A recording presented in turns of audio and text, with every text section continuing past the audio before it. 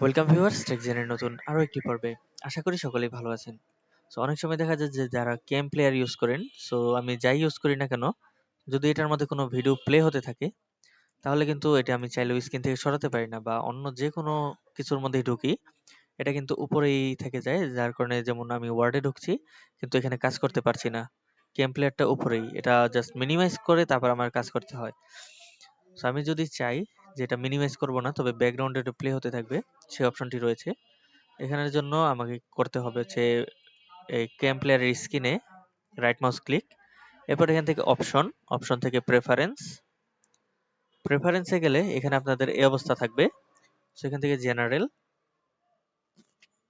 General থেকে হচ্ছে screen, screen থেকে যে হোয়াইল প্লেইং রয়েছে, হোয়াইল প্লেইং এর জায়গায় নেভার, জাস্ট এই যে অন টপ যে বাটনটা রয়েছে নেভার দিয়ে জাস্ট ক্লোজ। সো আমি যদি এখন এটাকে কেটে দেই এবং আমি যদি এটাকে আবার পুনরায় প্লে করি, জাস্ট ওয়েট। সো আমি পুনরায় প্লে করলাম। সো আমি যদি এখন চাই ওয়ার্ডে কাজ করব, সো ওয়ার্ডে কাজ অটোমেটিক কিন্তু মিনিমাইজ হয়ে গেছে, মানে ব্যাকগ্রাউন্ডে চলছে। সো আমি যদি আবার এটাকে উপরে নিয়ে আসতে চাই, উপরে নিয়ে আসতে পারবো, এবং যে জায়গায় আমি ক্লিক করব সেখানে কিন্তু অটোমেটিক পিছনে চলে যাবে।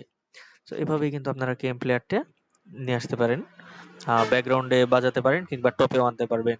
সো এটার জন্য right mouse click, option, preference, এবং এখানে জেনারেল থেকে স্ক্রিনের এখান থেকে নেভার দিয়ে দিবেন। আর আপনার যদি অল টাইম সামনে প্রয়োজন হয় সেক্ষেত্রে অলওয়েজ দিয়ে দিতে পারেন। আর যখন প্লেইং অবস্থায় সামনে প্রয়োজন তখন হোয়াইল প্লেইং দিতে পারেন। সো এটা আপনাদের যার যার ইচ্ছা, যার যেমন প্রয়োজন। সো যারা এটা পিছনে নিতে পারেন না তাদের জন্যই রয়েছিল আজকের ভিডিওটি। সো ভিডিওটি দেখার জন্য ধন্যবাদ। ভিডিওটি ভালো লাগলে একটি লাইক দেবেন।